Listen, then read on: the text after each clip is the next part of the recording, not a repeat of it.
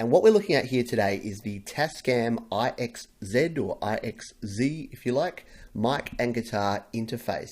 Now, this isn't specifically for iOS, for an iPhone or an iPad, but it can be used with any device that uses a 3.5mm plug or jack.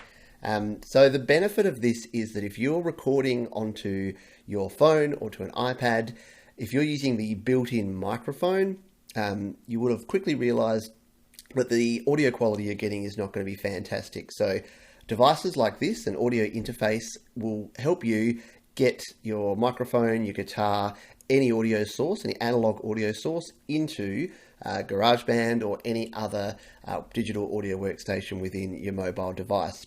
So this particular device sells for under $50, so it's really cheap and inexpensive way to get started.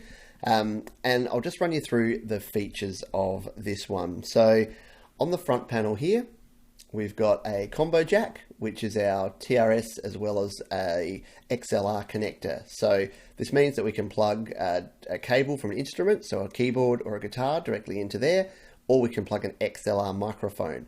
So we've got the two options there. The next switcher along here is the switcher between the guitar, which is your instrument jack, and then the microphone, which is the XLR input there. So by selecting those, you can tell the system which of these different input ports should be used. The good thing about this device is it has phantom power. So if we flick that on, you can see there that the phantom power is on, and on the top of the device here, there's a little green light which tells us that our microphone has phantom power enabled. So what is phantom power? It's basically 48 volts of power that condenser microphones use to actually operate. So if you're using a dynamic microphone, which doesn't require power, then you won't need to turn that on. But if you're using a condenser microphone that usually has a light on it or something to indicate that it does need to be powered, then you'll need to flick that switch on. So for such an inexpensive device to have phantom power as a default option here is pretty good. The last thing on the front here is the input knob. So this is, to be honest, a little bit flimsy compared to some of the device's input controls.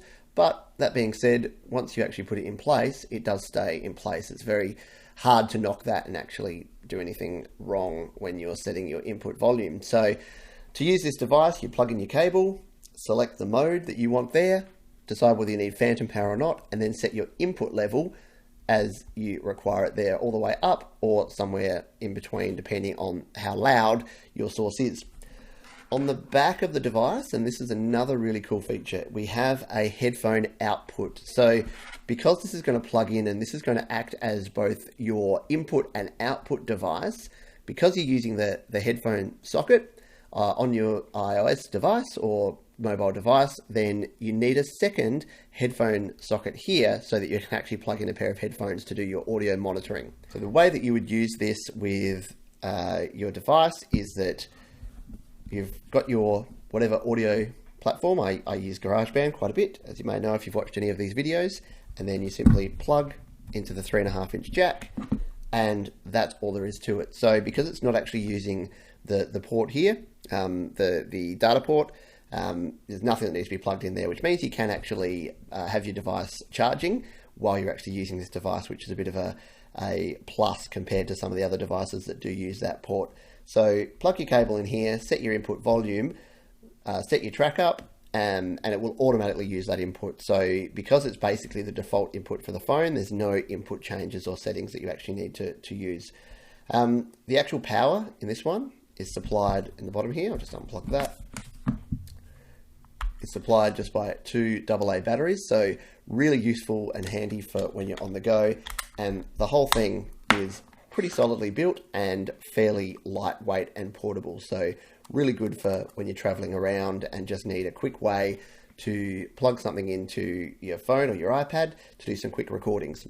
The limitations of this one. So clearly it's using an analog input. So what does that mean? Well, it means that your audio quality is not going to be amazing because you're plugging an analog source into here and then it's going in via the 3.5mm jack. So it's not going to deliver as good a quality as some of the higher end input devices that do use the lightning port or another form of USB connection.